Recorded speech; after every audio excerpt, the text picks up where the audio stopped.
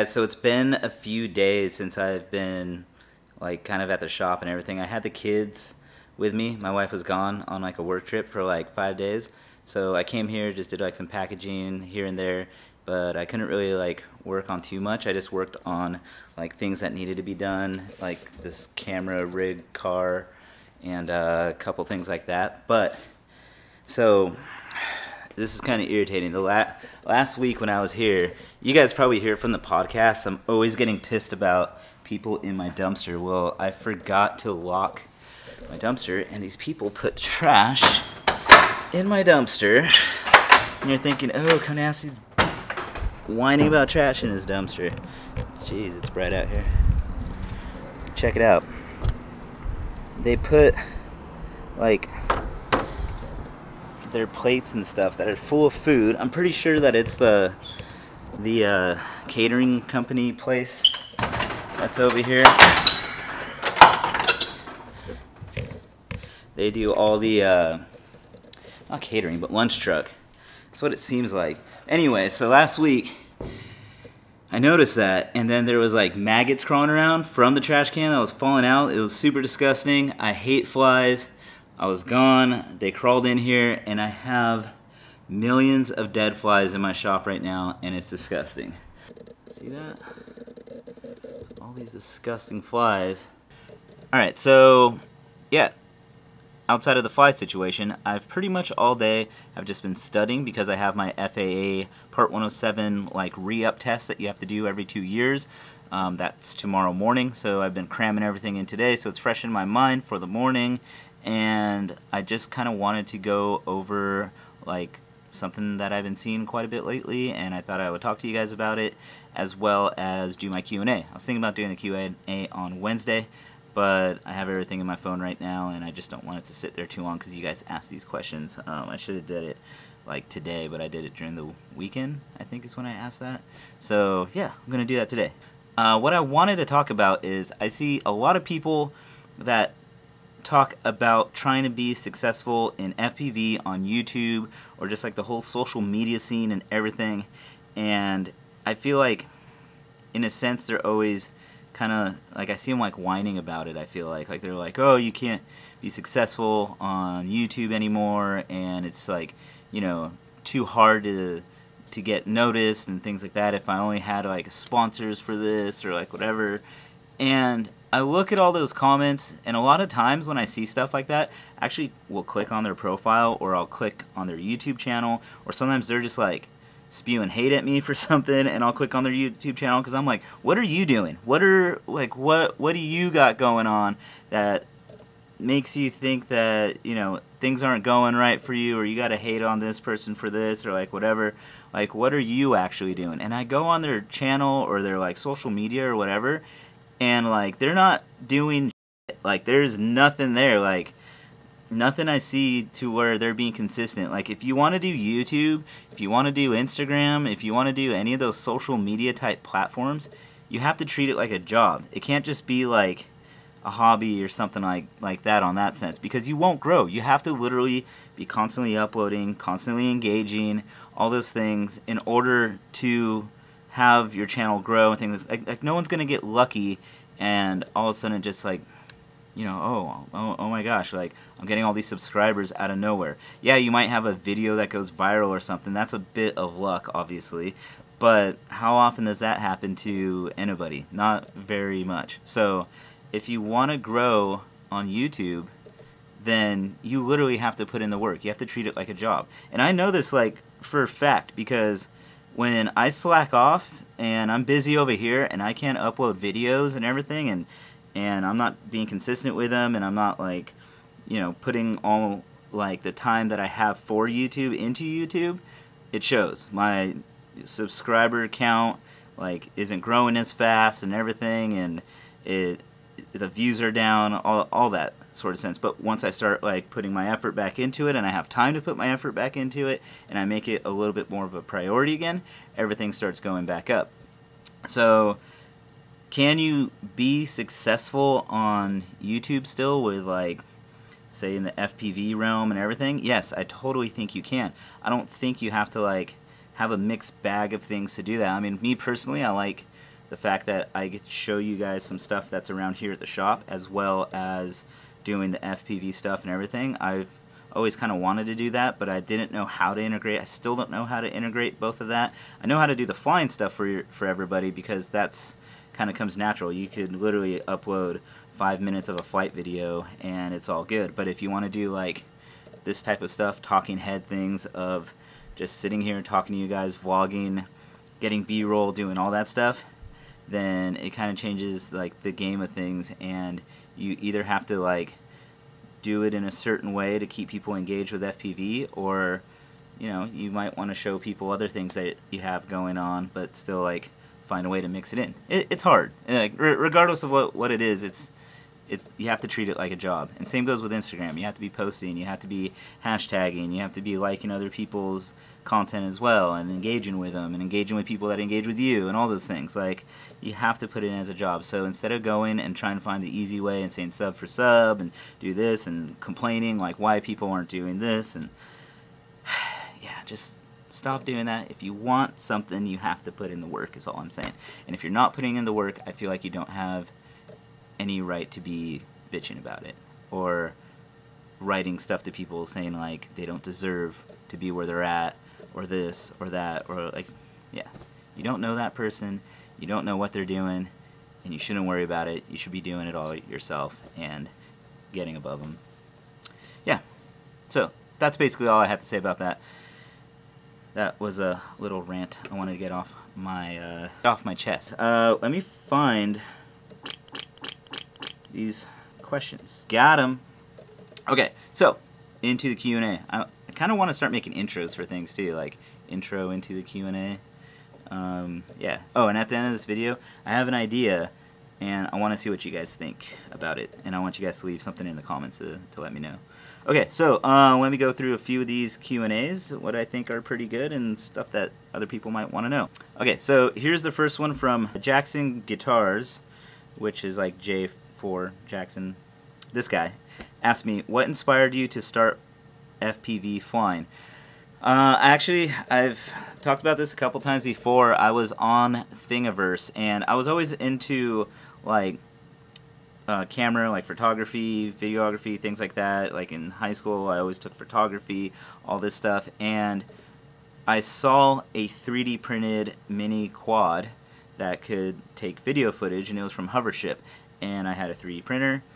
So I decided this would be kind of cool. It'd be cool to get like video footage in the air. And I've always, all I saw before that was like those DJI flame wheels or whatever they were back then, and stuff like that. And guys were putting the cameras on the bottom, and I was like, oh, this thing's smaller. I could go into like other little places with it. And I did want to do the big stuff eventually too, but I just thought that was a good start. So yeah, I basically printed that out, and that was like late 2014. And I kind of just messed with that. I didn't upload videos, do anything, any of that stuff. I just played with that line of sight until like mid-2015, when I left that in the car on a hot day, and all the PLA plastic melted like a dolly painting. And I ended up looking for like, is there like other stuff online? And I found the whole wormhole of mini quad stuff and carbon fiber frames and the blackout, all that stuff. And then from like mid-2015 on, that was it. I was basically on my way to starting flying FPV like a madman. Let's see, what else is on here? James E. Brook asks me, what prop and pitch do you use for your long range flights?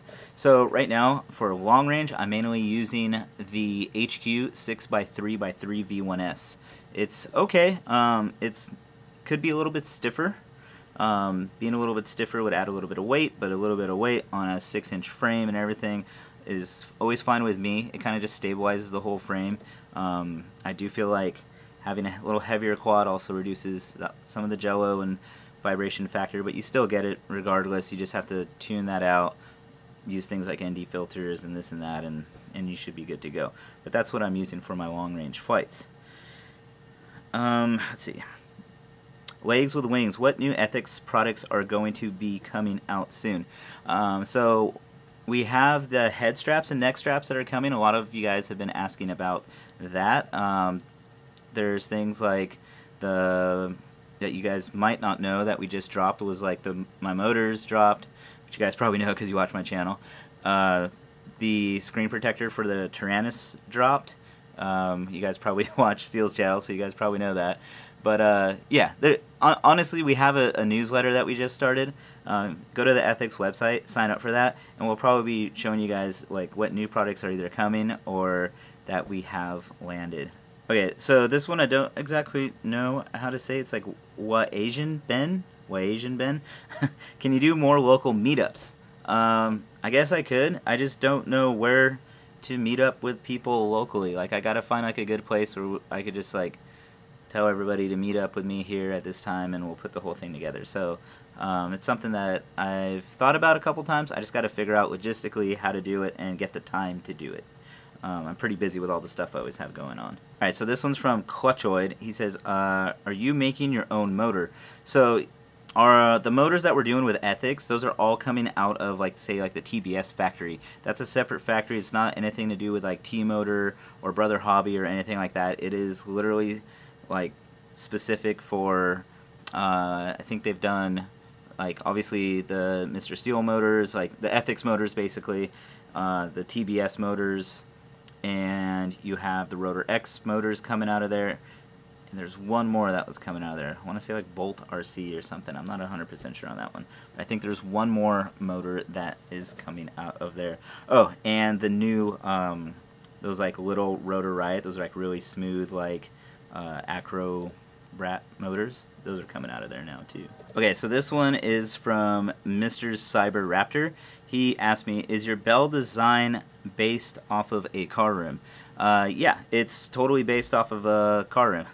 I really have always liked the Volk RE30 rim, and yeah, that's pretty much what I went for with the design. It's just that you can't get that like kind of inward section to the hub because of prop, and then you know, you get the idea. Our Flight FPV asked me, what's the story behind the color of your motors? So going with that rim, I wanted to get like that bronze kind of looking color with it, and it literally, like, I think I drove Trappy crazy with just going through color and color and color and color of like trying to find a match that was as close as possible to that match, because if you know Volk rims, they don't give out the actual like color code to their rim, so you just have to match it as close as possible. And then the two-tone portion of it, like I was gonna go all with that whole bronze color, and I thought that was gonna be pretty sick, but then I was like, the two-tone would just set it off, and it ended up looking awesome. Like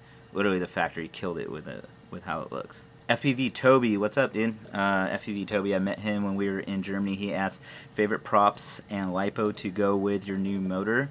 My favorite props, I'd have to say, I got two. It's a 6x4x3 HQ V1S prop and the 5x5x4 V1S. Like both super solid with that motor, and I've been flying them with on 5S 1500, China Hobby line.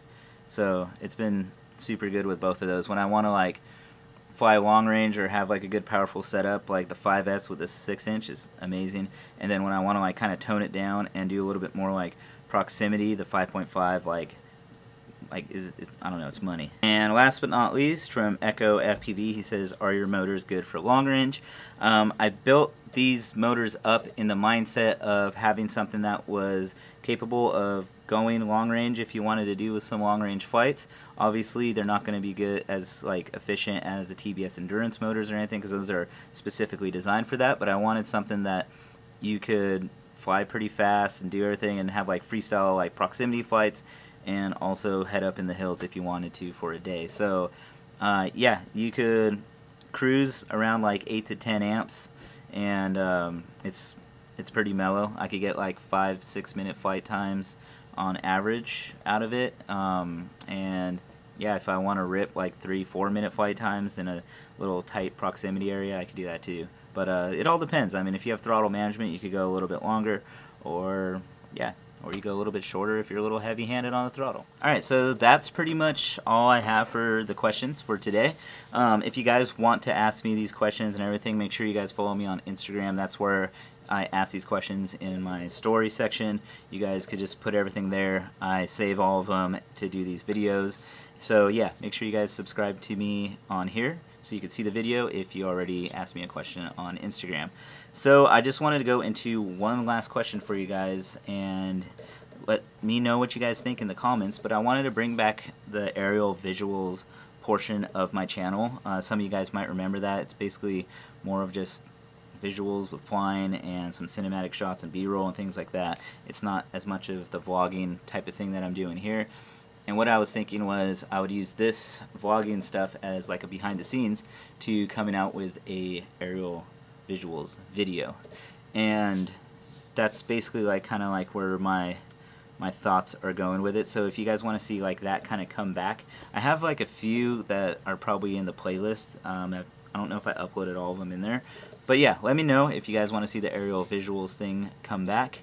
And yeah, always remember, it's not about how many subscribers you guys get and everything. Don't complain about it. Just be grateful for the subscribers you have. And for myself, I like to make videos for the people that are already subscribing to me. I'm not worried about the ones that I need to get. So, I'll see you guys next time. Peace.